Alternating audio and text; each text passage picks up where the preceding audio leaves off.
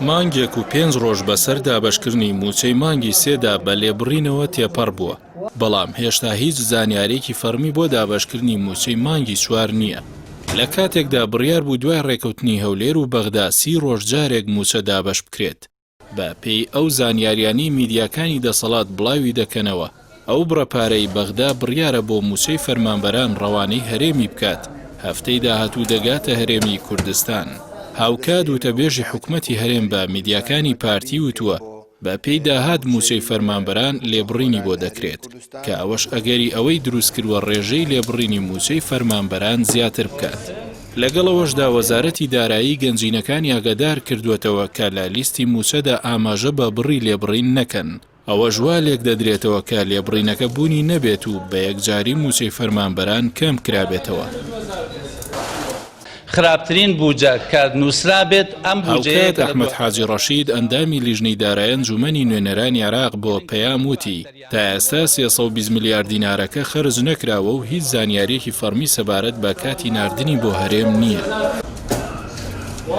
کابینەی نوێمی حکومەتی هەرێم کە بەدەیان بەڵێنی خزمەتکردن و پێدانی موچەی تەواو لە 30 ڕۆژ جارێکدا دەستی بەکار کرد، ئێستا گەیشتووەتە ئەو ئاستەی کە بە 2 مانگ جارێک موچەیەک بە لێبڕینەوە دابەش دەکات. لە کاتێکدا داهاتی نەوت و خاڵە سنووریەکان و هەموو داهاتە ناوخۆیەکانی دیکەی وەکو باج و ڕسوماتیش لای خۆیەتی و لە بەغداشەوە مانگانە 320 میلیارد دیناری پێدەدرێت.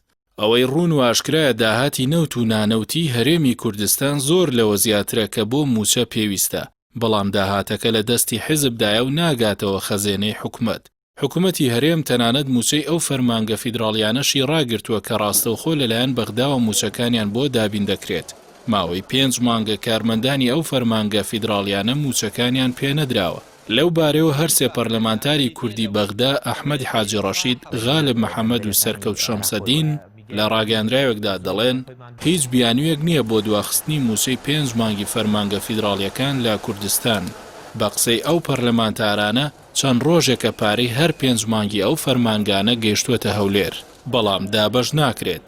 سێ پەرلەمانتارەکە لە ڕاگەاندراوەکاندا دەڵێن ئێمە دەزانین هەوڵێک لەلایەن حکومەتی هەرێمەوە هەیە بۆ لێبڕین و دواخستنی زیاتری موچەی ئەو فەرمانگانە، لە کاتێکدا هیچ یاسایەک ڕێگە بە حکومەتی هەرێم نادا دەزوەردان لە موچەی فەرمانگە فیدراڵیەکان بکات و پێویستە لە زووترین کاتدا ئەو موچانە بێ هیچ لێبڕین و دواخستنێک دابەش بکرێن.